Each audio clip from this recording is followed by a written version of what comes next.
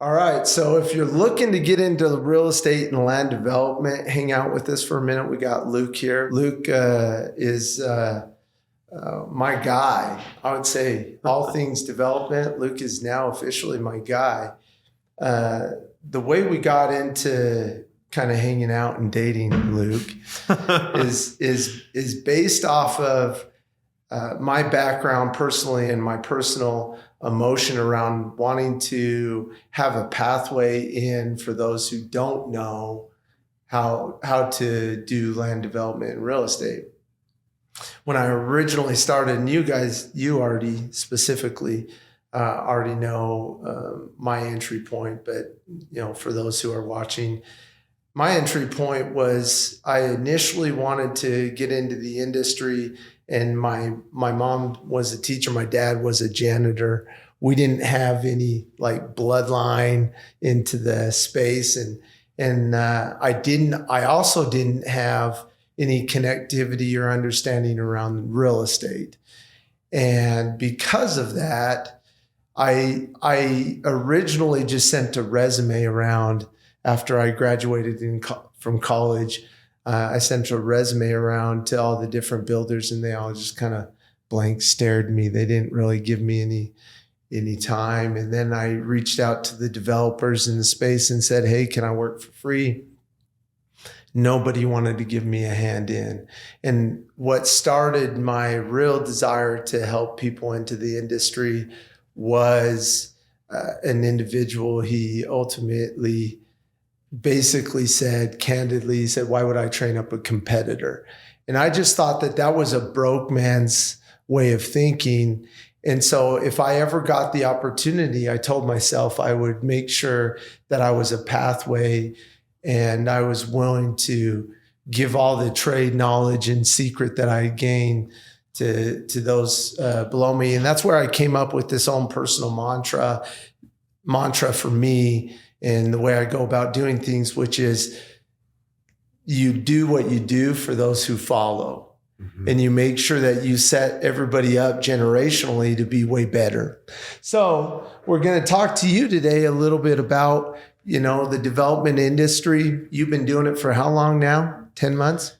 Yeah, 10, 11 months, started in December.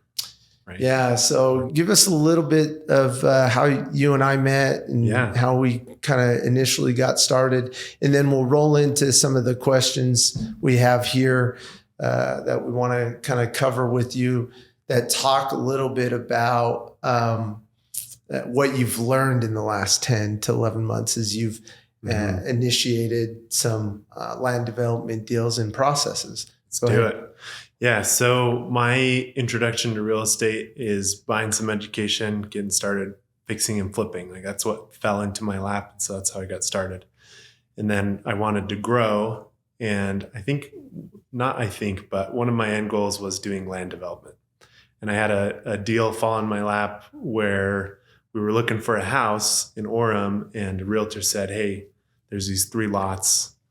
You could do a land development project. So I started on this land development project and realized I don't exactly know what I'm doing, but I know enough that I could be okay. And that I always seek to get education in anything that I'm trying to do, right? And network and good mentorship. And so the UREA, so Utah Real Estate Investing Association, had a meeting where it was a land development, learn about land development, right? So that's where we met. Yeah. You did your presentation, and I was like, that's really cool. That's in line with, what I believe, and your story was intriguing. And I was like, oh, cool. There's a way to get started in land development without having money in the bank, right? Working with landowners. Yes. So that was intriguing. I went up afterwards, which if you ever are meeting a mentor, go talk to them, right? So 100%. Went up afterwards, got your number, said thank you. Well, I said thank you. Let's meet up. You were very cordial, and you offered me your number, and then we connected and said, hey, let's do lunch sometime. So give it a couple weeks, and I think we did lunch Thanksgiving point. Can't be too soon, right? Gave it a couple of weeks. I don't know what it was, but Yeah, and that was a great conversation. We didn't talk much about land development. Mm-hmm. I had this deal that I wanted your help with, and Yep. I had another company I was working with, and we just talked about life. Yeah, Right. absolutely. And that was like good connection, same spirit vibes. And then, long story short, so that was September. I was in a multifamily mastermind. We were doing a capital raising challenge for the month of November. And so I started talking to people raising capital for either multifamily storage or land development. And when I mentioned it to you, like not thinking like, hey, I'm going to raise capital from Steve, it was just like, hey, I'm doing this. You mentioned what I remember happening is, hey, I've got this fund and this fund. Absolutely. We've got $15 million we can put into real estate. And what I remember is if you find deals in Utah, I've got your back all day long. And I was like, scrap this. Yeah. I'm doing land development. Yeah, no, that was perfect timing for me because I was on overboard I'm doing so many different things, right? Including tech. And then I have all these land development deals. And we currently have like 2 funds. Yeah. And one's a bigger fund and one's about a $16 million fund.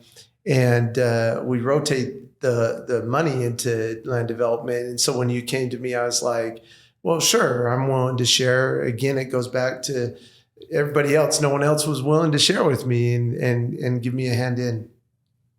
And so from that side of it, I really liked your spirit and light. That's really important to me personally. When, engaging, I want to make sure people are doing it for the right reasons. And you checked all those boxes. You seem to be doing it all for the right reasons. So anyways, at that point, I kind of initially decided, well, I'm going to let him kind of control how much he allows me to be of a value to him. And ultimately we ended up just, joining forces at this point, and you being all things development for me right now. And I obviously have some communication on what you're doing, but for the most part, you've learned a lot about land development and how to go about in the process of, qualifying and filtering through junk and de-risking and all these different aspects. So let's get into that, right? I think the number one question here that I have is, over the last 10 to 11 months, what are some of the biggest aha moments that you could share that would be helpful in getting people that have interest in land development some hope that they can actually get into the industry and that it's possible, and that how do you go about navigating and not getting lost in the good old boy network, and not getting drowned in the risk, in the high capital for entry, right? Kind of talk to me a little bit about all that. Okay, so I'll say these things now so I can remember them. But so focus, contributing value, right? The de-risk part. So let's talk about those, and maybe not in that order. But so for timeline, for everyone's sake, 2022 December is when it was like, hey, I finished my capital raising challenge. I do want to do this. Let's focus on it full time, right? And that's an important first step, is one, committing to something and focusing on it. And I think the major growth that I've had comes from that 100% focus on something. Like I was going to other networking opportunities and learning and growing, but if you really want to get good at something, you hone your craft, right? And some people think, oh, you put all your eggs in one basket. That's a problem, right? But what I've seen professionally and in the business world, that's not the case. You get a laser focus and you become the best at that thing. And really what that is cutting other things out that are distracting. I remember going to meetings and thinking I should wholesale something or do another flip, or, oh, short-term rentals look really good right now. Shiny object. Yeah. I mean, in real estate, you can really get lost in the shiny object because there's so many different things. And I'm all about, like, I think, in my dictionary, again, everybody knows my dictionary for what it is. God, in my case. Yeah. Other people filter that for your own dictionary. Universe from the science side.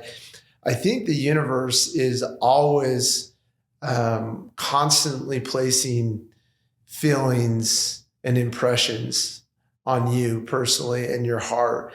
And the more time you give those impressions, the more they spring. Yeah. And the more they become of life. And for me, if I start feeling a impression in my life, I go zero in. Focus. Right. Yeah. Like you're saying, I'm in my term, I call it epic Chuck. Yeah. Right. I say, put aside all the agenda. Everything else is distraction. Everything else is a distraction. I hear you. I see you, Chuck. Yeah. And I just throw it, even if it's off a cliff. In my case, I had nothing. I had no knowledge of land development or real estate. Both were huge, massive learning curves. No money. I was actually broke as a joke at the time. Right. Mm-hmm. And I just remember having the affinity inside me to go in that direction, and having these vomit fests, what I call, with the universe, where I'm like, I don't know how to do this. What do I do? And then just taking these really focused, efforts and going into different steps to get there. And my step after the guy said, why would I train up a competitor, was like, okay, builders, check. They say no. Developers, check. They say no. Landowners are the only thing left. There's got to be somebody that I can just freely serve. I don't even care. I'll just take on anything, and I took on all the toilet bowls, all the sucky deals there were, because, all your big time players already took all the low hanging fruit, and they were already plucking and harvesting those deals. And so for me, the next step was just to find landowners, and the universe just placed me in individuals in my life that had real sizable issues that no one else wanted to touch. And that was my sandbox to play. And so I started doing that. So with that being the brain damage, I saw so many different things and issues. And what I wanted to make sure is that the next generation of individuals knew what to ask. So anytime or knew how to evaluate and see land and qualify it and see whether or not it's a real deal. And so anytime I took on one of these bad deals, I looked at it and I said, what did they do wrong? What could you do differently? How could you do it so much better? And then when I went to this later, then I had different deals and money come in, and then, you serve certain individuals and they have success, and then they come back to you with money. That's how I got my funds, is people came back to me that I had served freely.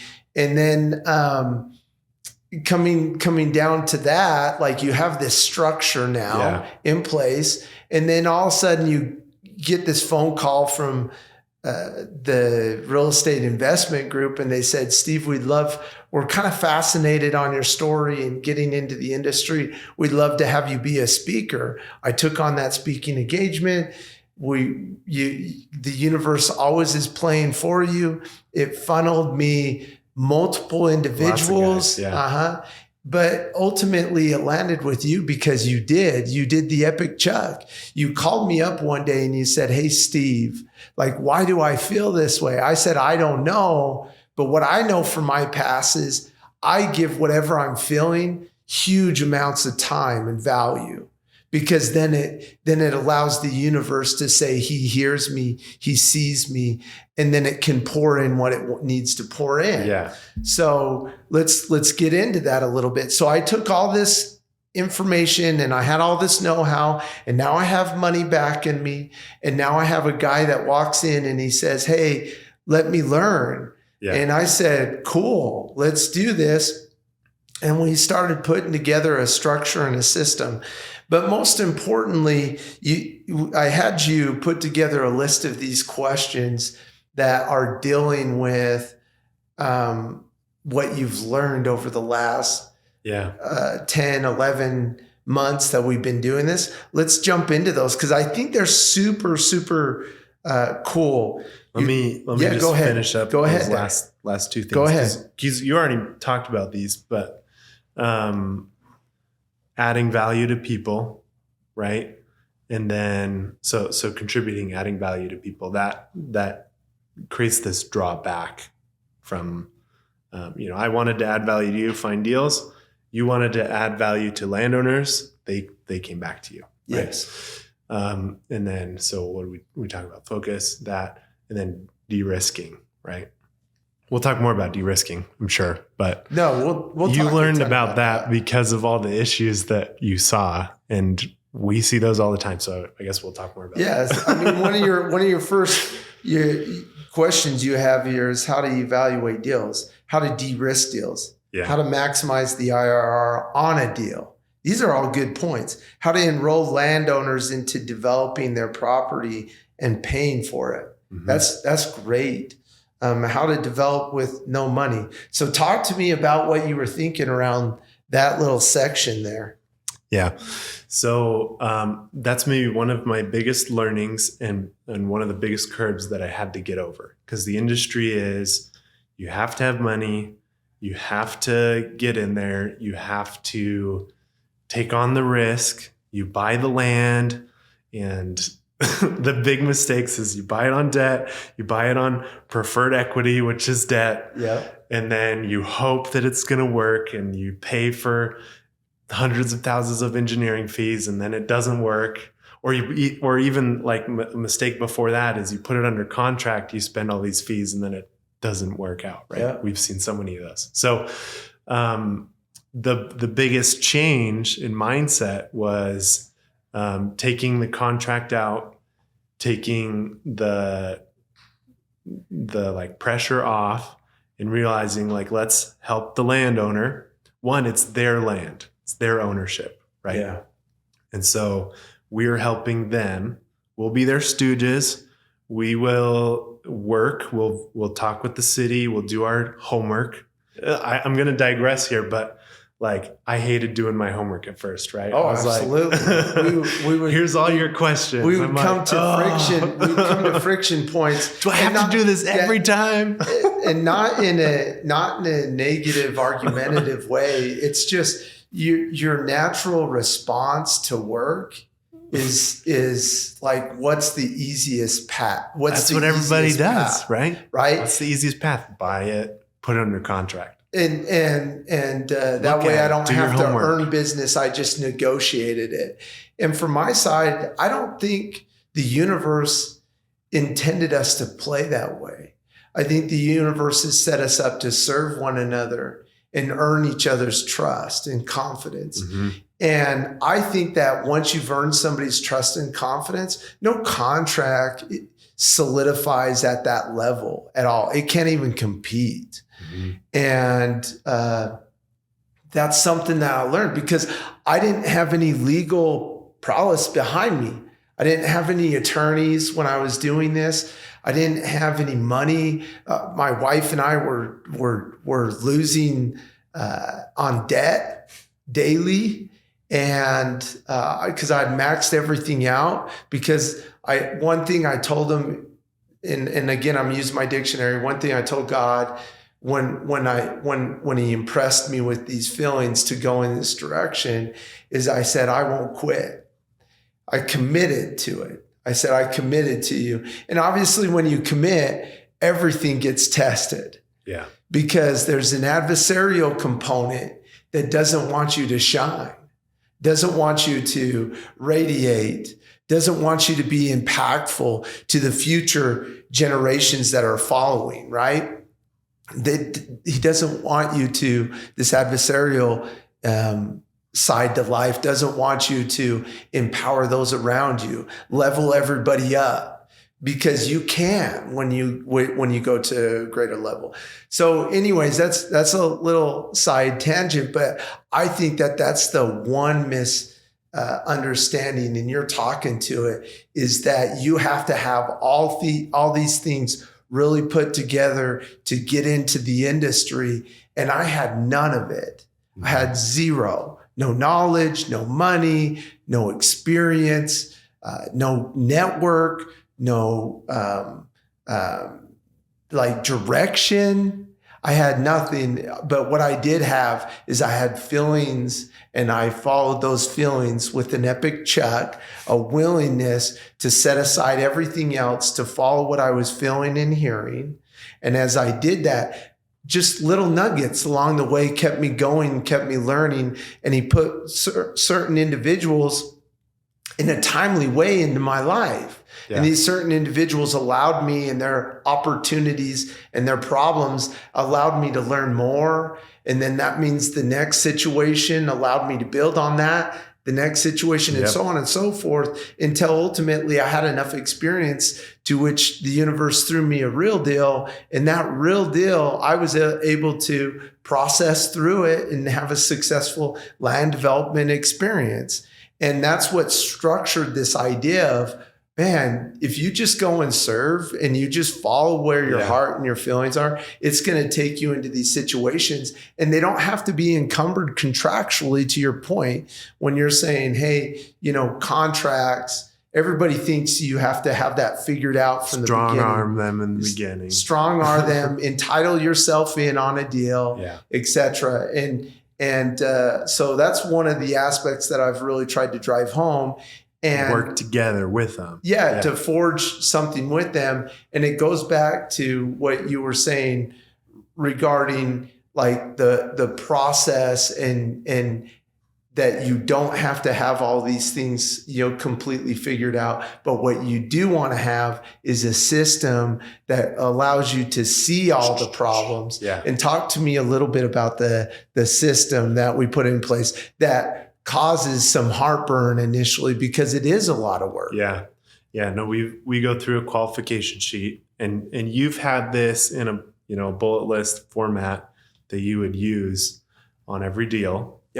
And so you give that to me, and I'm like, ooh, that's a lot. You gave that to me in like September even, and I was like, cool. Didn't even look at it. But when we started working together, and I was like, okay, I got to qualify deals, I need to look through this. And Jeremy, huge high five to Jeremy, and shout out for him, right? Love the guy. Putting it into a spreadsheet format where it's really easy to see. One, if I'm texting or calling or getting in touch with the landowner, the first things I need to ask on that left column, right? So I'm going to ask them, their information, their name, their email, all the basic contact information, so we can reach out if anything happens. Because sometimes we're talking and then they got to go, and it's like, okay, I'll follow up, right? Got to have that information. But then the rest is just information about their property, right? Like, who is it them? Is it them and their wife? Is it an LLC? I guess we don't have to go into all the details, but property information, and then going into online, the next column's online, and all that's readily available. You just search parcel maps, zoning maps, Google, Street View. You can find a lot of that information. And then the last thing is, you've had the homeowner, landowner tell you stuff. You've looked it up on your own to ask more questions or dedupe what they've said, right? Check. And a lot of times they don't tell you everything. And then you go to the city and you verify, okay, if this is what's possible with the zoning, can we actually do this? Is there anything that's preventing us? Are there any overlays? Are there any restrictions? And a lot of times the landowner is a developer or builder, and they're just sitting on it, and maybe we can help them. They're willing to offload it. But sometimes, they have their own agenda. We just got to work through that and be like, you can do this.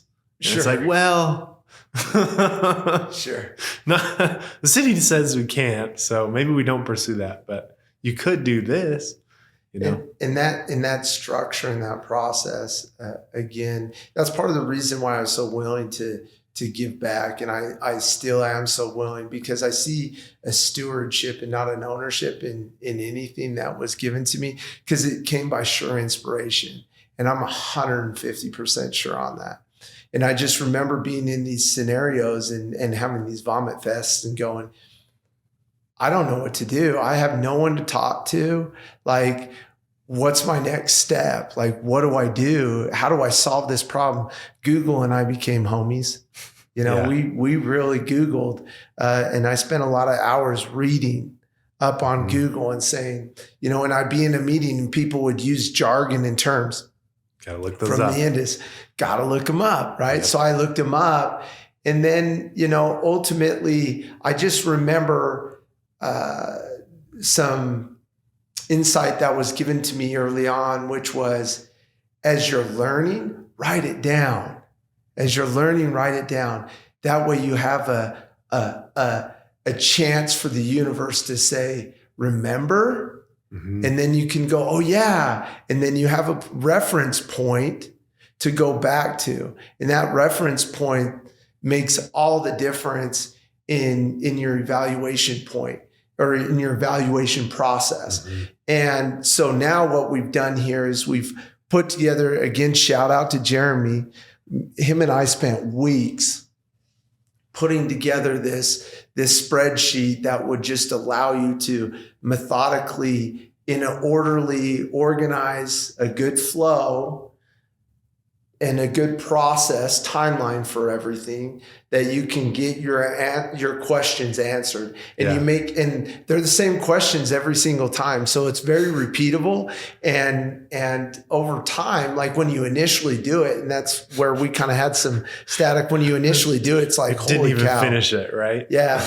Holy cow. Take 2 hours. Yeah. Now it's like 15 minutes. Yeah, because your mind is your brain, the way it works is repetition and intensity, right? And we talked about that just the other day. Between those two things, repetition and intensity, you have a system and a structure that can repeatedly print, you know, and it can repeatedly bring you success.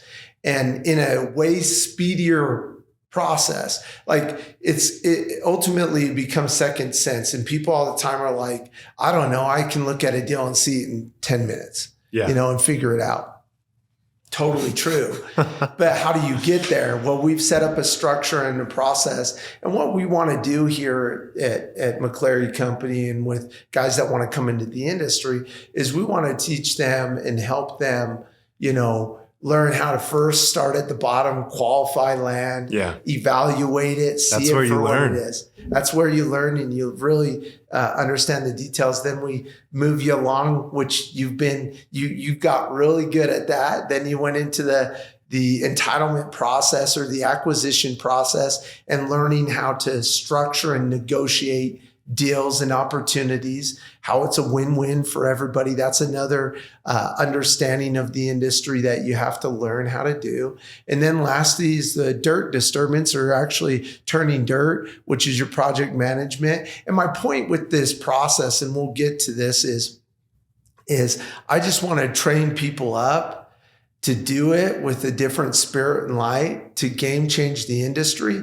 and print a bunch of new blood into the industry, so it's not such a good old boy network, and get these guys moving and shaking and collaborating and becoming super successful developers. And so the point is start them on the bottom, qualifying, and then moving them into the acquisition, negotiating, structuring, entitling, and then getting them into the project management side, actually overseeing a project. Then at that point, they're a developer. They're a full-fledged, bona fide developer.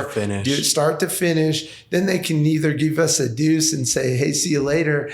But what we've been trying to do is set up a structure and a system, and have set up a structure and a system that allows them to then go, okay, I can either go reinvent this, or I can use all the tools McCleery Company gives us and all the systems and everything and the processes and all the marketing and everything, and just be a franchise and have my own company. Our point is to get them to be their own beast of a developer, their own success story, and not encumbered, not get in the way, not see them as competitors, not be just be service oriented. Get out of the way. The universe has something for them to shine. That's not going to detract from what you're going to shine, and so on and so forth. So that's part of the process. But the real reason why we got you on here and we're getting to it is what did you learn and why, and how did you learn that? And one of the other questions you got to is that I really enjoy, that kind of talk to the fulfillment side of getting in here, learning how to de-risk a deal and learning all the don't do that ahas. You have a question here that says, what gets you most excited about real estate development? We're talking to the fulfillment side. So what gets you most excited about it, Luke? Yeah. My end goal is not real estate, right? It's helping and serving people. And I saw in land development that there's kind of a two-pronged approach here. One, the returns and rewards in land development are large because you get into commercial real estate holdings, and you can build up from the ground, and there's some awesome cash flow there, right? Frees your time up to do other things. However, what's really impactful is serving and helping people. So that's the other prong to this. And on this journey to helping and serving people, you're helping and serving people. Yeah. And so you better be. Yes. Right? If you're going to be productive. Yeah. So what brings, what's exciting is realizing I'm growing. What's exciting is realizing I'm helping others in ways that they probably could do themselves, but they aren't focusing on it. They've got their work. They've got their other deals. They have things that they are focused on. And so because I'm focusing on land development, I can serve them. And that's what business is, right? You niche in something, you become a good servant in that, and rewards come back to you, right? So absolutely. And I think that you touched on a couple of good gold nuggets. That's what I like to talk to, which is your genuine, organic reasoning and making life meaningful even within the workplace. Mm-hmm. Because if all the workplace is a transaction, a temporal transaction, you get burnt out. You get burnt out. Not even just that, but you're not raising capital, eternal worth capital. Mm-hmm. Like my grandma told me something, and I've carried it, and it's probably overused in our conversations, but no U-Haul chases a hearse. And there's so much meaning there. Like you can't take it with you, but you can take relationships. Yeah. You can take knowledge. You can take impact. Those are the real currency of life. And as you go about processing through our system and everything, we drive hard on spirit and light. Yeah. That's so important. And it's unagendized. That's another term. I don't even know if it's a real term, folks. I have no idea. I think it is. I've used it enough that I feel like my vocab, in my world, it's non-agendized. But to just see people and hear them and trust the universe. There's a reason why that person was placed in your lap, and it's irrelevant to you whether it's you're supposed to give them something or they're going to give you something. But regardless, more times than not, I just have to deliver something over. And by virtue of me delivering something over and sacrificing, all of a sudden there's some reciprocity built, Yeah. and there's some stuff coming back. So the ability to serve excites me as well. The ability to be of a blessing in the space and to really shake the space up with new tools, new blood, new theology, new movement, I think is really good. I'll Go maybe ahead. just make another comment there. Yep. You've mentioned this, but it's so true. Land development's hard, and it's not like a fix and flip where you're there and you're, hammering away. Like, projects are often bigger than any one person could do, right? And so it's mentally taxing and emotionally taxing because you got to work with the landowner and negotiate with the city and be emotionally available for the landowner in their tears when something doesn't work, And so it's a good personal growth, right? And so going back to like doing homework, it takes a lot of effort and it's a lot of mental exertion, and that is fulfilling because you see progress in your growth. Absolutely. The number one thing is effort. It's not results. Results become a secondary byproduct of excellence efforts. Excellence in efforts. Mm-hmm. And that's what I strive for. And I tell my kids the same thing. And that's what I mean when I said you just have to suck really good. Yeah. You have to be willing to throw yourself with some velocity, epic chuck at something, burn the ship, says Tony Robbins. Right? And you just let everything go and you make that your 100% drive because you trust God, the universe, whatever, that there's something on the other side that is going to take you to the level or the next movement for you personally that gets you to where you need to be. So when you retire this life, no U-Haul chase the hearse, you're actually where you're supposed to be. And the capital, the currency, the real eternal worth has actually been substantially banked. Yeah. So that when you get there, you're ready for the next courses and classes. And that's totally how I see it. But you talk to hard. What have been some of the hardest lessons to learn here in land development? Yeah. So I'll go back to, if everyone else in the industry is thinking strong arm negotiation, you got to go quick. Don't tell them this thing. It's hard you have to constantly like slough that off, right? You have to constantly realize like, what's the best thing for this person? How can I serve them? Right. And being unagendized, right? So that's maybe the first thing. And what are other things? We have learned, just because of like talking to people and deals that come our way, I believe we've learned a lot of things from non-examples, right? Someone comes to us, deathbed, last minute, hey, they're going to foreclose next week and I need this amount of money to solve it. And it's just like, I can't buy your problem, and that's heartbreaking. It's hard. It's really hard. So you learn from non-examples like, oh, you didn't get an easement that was crucial for your whole project. Yeah. You didn't do your homework before you bought it. You rushed into it because you had FOMO, which is like, or market's going like this. So I buy it here. It's going to, if I don't have an issue, this person is, or that is, and you start to cut corners for race. Yeah. And I'm not in a chase. I'm in a service and not a chase. I'm trying to find the individuals that I should be the blessing to. I'm not trying to ram a square peg into a round hole. I'm just not. I'm not in the pursuit of trying to solve everyone's problem. That's not my job. And on a spiritual sense, we understand that. I can't solve everyone's problem. There's a greater power than me that will take care of them.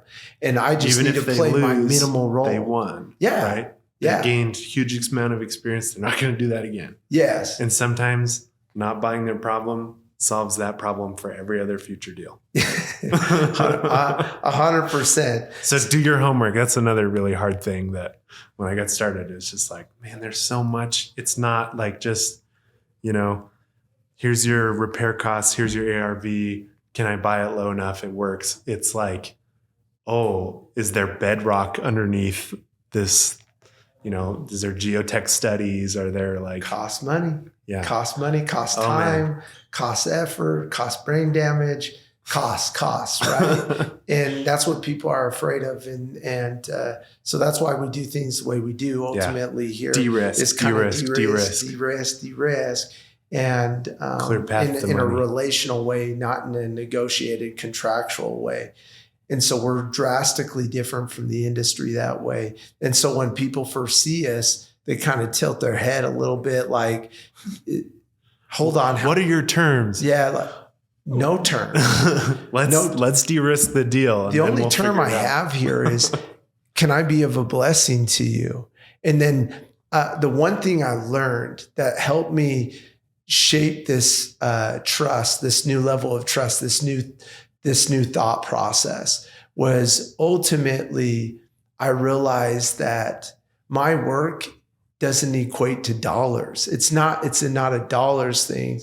It's an impact thing. And it's also that they're not my bank. Mm-hmm. They're not my bank. It's not them that's paying me. It's God. Mm-hmm. God's paying me. And I just need to give God something to work with. And he'll compensate my family and me and our needs as they happen, regardless of this deal or this person or that person. And I've served so many people freely. And I thought, okay, this could turn into something. And it didn't turn into something. But ultimately, out of nowhere, the universe sent this deal. And this deal all of a sudden opened up a pathway for income that was now of a blessing to me. And then this deal that didn't ultimately had a friend who did compensate me. The universe, or God in my case, is the bank. Yeah. He's the money. And so when you find an alignment with that spirit and light in him, in the universe, it just pays. And you don't need to anymore feel this, oh, if I don't get this deal, the pressure goes way away. And it allows you to more clearly hear and see what the universe in that one moment wants you to do, because it's unagendized now, because you're secure. I'm good with or without you. Yep. Right. So it brings a whole new level of confidence. One of the other things that you talk to, and this might talk to some of the stuff that we just chatted about, but what would you recommend to someone getting started in land development? That's a great question. Yeah. So there's so much that you don't know. So align yourself with a good mentor.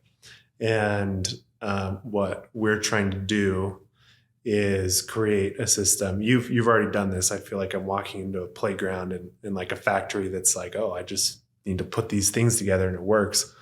But align yourself with a good system and mentor that'll help you get there. And because there's so much that you don't know, you need to have someone that kind of stops you from doing something dumb, right? Yes. And being patient, because you don't know things, have lots of energy. That's great.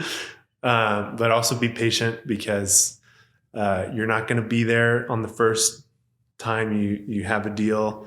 You need to work at it. You need to exercise so that when a real opportunity comes, opportunity is what, right? Preparedness or success is opportunity and preparedness, right? Yes. So there's plenty of opportunities that I missed because I was not prepared, right? Yeah.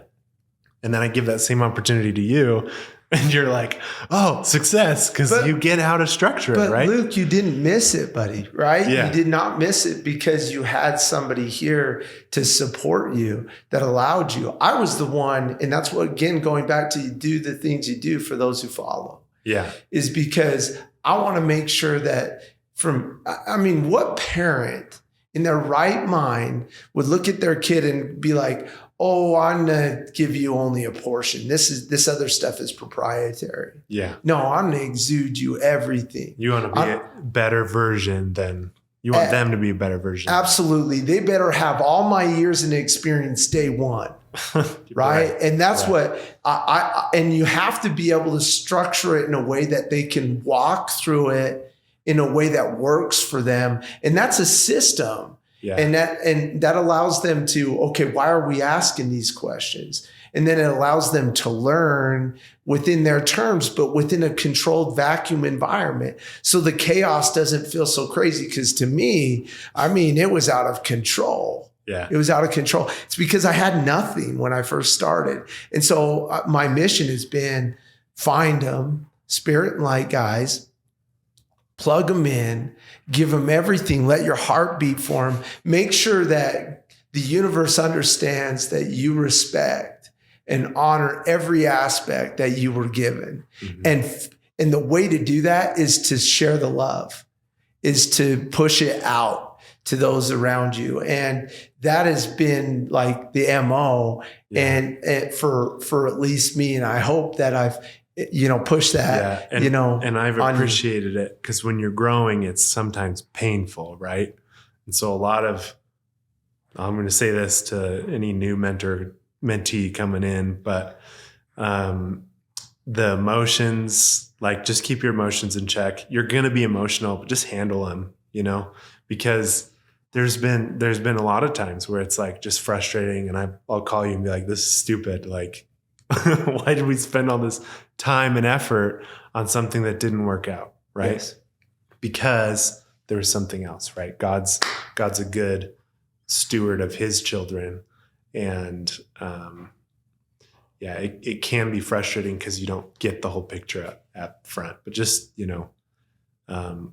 work through those emotions, because I don't know, I get too emotional. It's like when I see my son working so hard at something and he's like, I didn't score the goal the first time, or I didn't, he gets frustrated when we play air hockey or whatever. And he's like, I didn't do it. It's okay. Try again, Yes. But he gets so emotional. He's on the floor. He doesn't try again. It's just like, it's okay. Get up. Your arm still works. Like, do it again. Right. And life is always pushing you down a pathway if you listen. And that's the way to put out all the noise, is being able to hear the quietness. Mm-hmm. It's focus. You can either hear noise or quiet.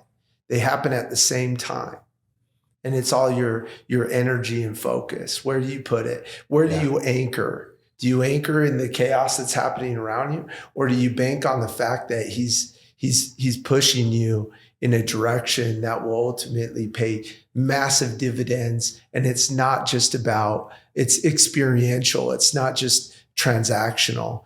And so with that being kind of the background, where do you find deals? Where do you find deals if you're coming in the industry? Man, everything works if you do enough of it. Everything works. And what I mean by this is, so when we got started in November, there was a few other people that got started. We were literally just clicking on parcels that looked like they had development potential, getting the contact info, sending them texts, right? So that's the first one. Texts, which turned into phone calls as well. Yep. Which turned into mailers. Yeah. And I signs, shout out Leland. Signs, right? Signs work. Yes. We're gonna meet with a builder next week. Signs. Putting up signs. I'm in social media. I like networking, and so I just post like superpower. Luke. That's your superpower. That's my superpower, right? Mm-hmm. And so David Gill, text message, right? Yes. A letter to, oh man, who responded to a letter? Well, didn't David Gill also come through a letter at the same David time? Gill was a letter. Because it's all touch point, folks. Yeah. I mean, marketing is a touch point. You have to massage the knot, right? Oh, Jerry was a text. Yes. Tyler and Teresa were your social media. Was social media. Yeah, good job. Just Luke. a post. Tyler reached out and was like, hey, I have land I want to develop. Perfect. Yeah. Social media, signs. We're working with a builder. Yes. We say, hey, we could do this again. Let's put up a sign. The builder literally across the street calls and says, hey, can you do the same thing? yes, we can do the same thing. Yeah. So it's a byproduct of, getting a deal and then maximizing everything you can visually off of that opportunity. And you've brought like relationships, right? Yeah. Like tons. That's kind of like networking, but I think that's at this point in the stage, it seems like we focus most on relationships. So how did we land Heber though? What was Heber's? I can't even remember what Heber's deal is. Oh man. So networking. Okay. We're going to go back. LinkedIn message from Carol Lee. Oh said, yeah. Hey, look right. at Soda that's Springs. We served.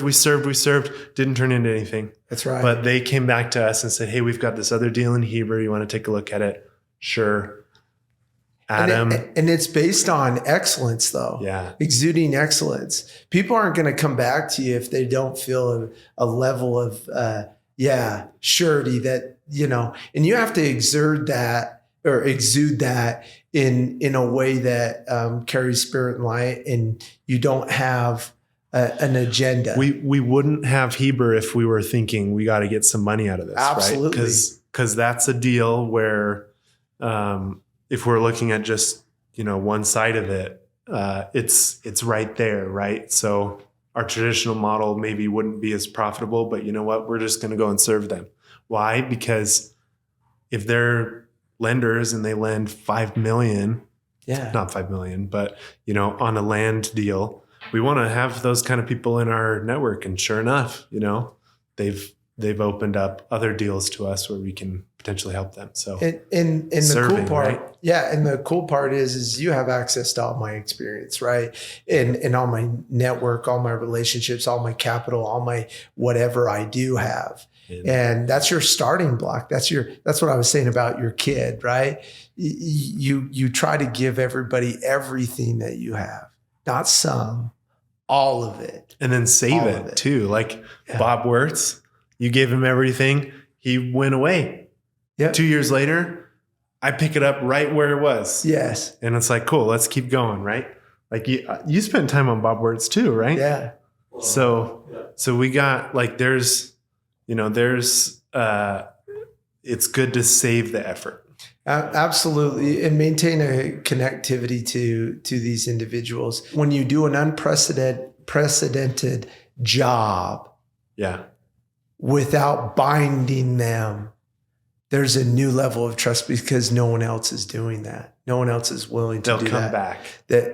Because the industry doesn't work. They'll come back. Yeah. And we could, our point isn't to, bang on the industry today. Our point is to shine light differently into the industry. And so one of the things that you're currently doing that might be of a help, and it was a help to me to get base hits along the way, because otherwise I was broke.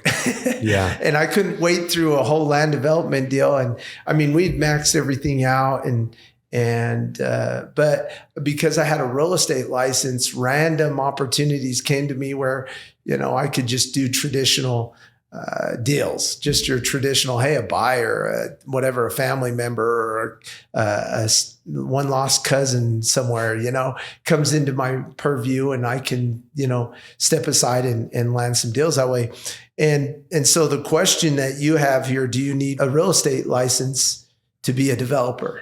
No. Yep. No, you don't. You don't. You do not have to. And it's helpful. It's helpful, right? But I'll just say this, in like one of, I think the biggest mistakes that people make is like, I'm going to go into real estate, and they get their license and they're like, okay, and that's great. You can make money just being a realtor. But there's like, real estate is so big. I got started without a license, fixing, flipping homes, adding value to people, right? Adding value to projects, helping and serving around. And I've been so put off by realtors because it seems like they just all want a commission. Like when I'm trying to buy a home, they're like, sure.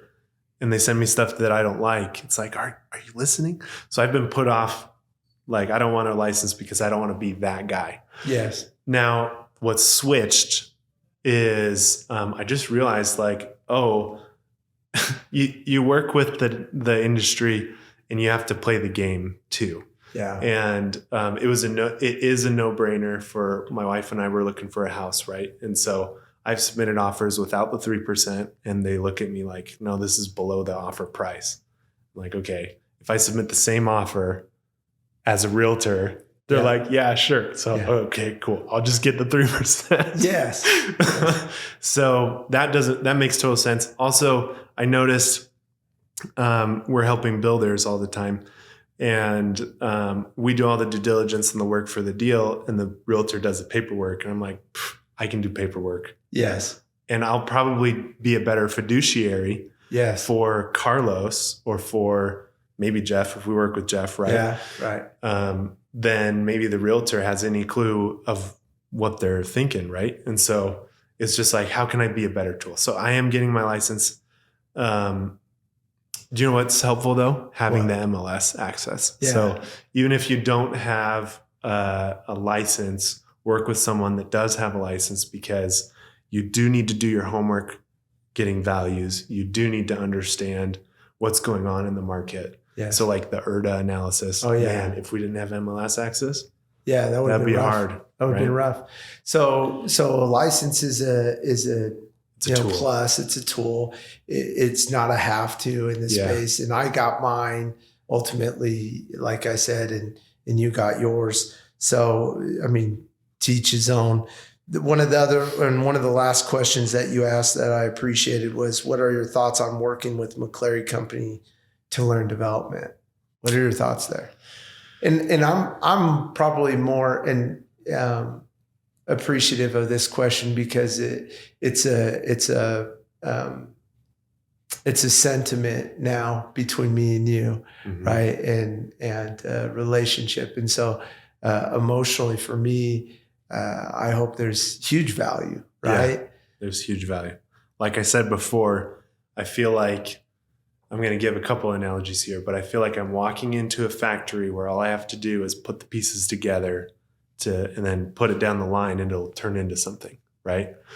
Or there's like this Ferrari that's just sitting there that you need to learn how to use, and then it's like going to work. So that's what the McCleery Company is. Like, it's not taking away your agency. It's not contractually binding you to like work for the company. I don't feel employed. I feel like very free. I have lots of free time. But there's a system that I can use that has reproducible results that I can jump into and give back to, right? Oh, no doubt. And giving a ton back to. And yeah, I think that's another thing. There's the sky's the limit, and I feel like I've received so much mentorship and support and the systems that are already there that I also want to give back. And, one of the examples of giving back is noticing you do all this math, and I'm like, I can put that in a spreadsheet. So now that's part of our core stuff, right? Absolutely. You guys, like Jeremy, he chipped in, you've chipped in, Leland's chipped in, big time. Eli Clark chipped in, the list goes on and on. We're creating something bigger than ourselves, right? Oh, absolutely. Enroll. And I think that hopefully along the way, we can be more of a contributing blessing and factor to more people impactfully as time goes. Then we accumulate wealth. Yeah. That's a byproduct, but it's honestly ancillary to the real meaning and purpose of what we're doing, right? Impact and people. And so I've appreciated the chance to watch you grow and watch you fly. That's been the most value that I've received. In all these deals we talked about, we didn't even talk about what I'm doing in my deals and everything else and types of deals that we do. Yeah, the current stuff that's funding and all that stuff. What we did is we talked about all your awesome deals. You've done such a banger of a job. And I look at your, and shout out to Violet, my mom, who built out this system with you guys in Monday, right? Yeah. That allows you to track these deals even more efficiently. But you jump in there and you have this laundry list of, in a controlled, systematic way, of here's where everything is, here's where the next steps are.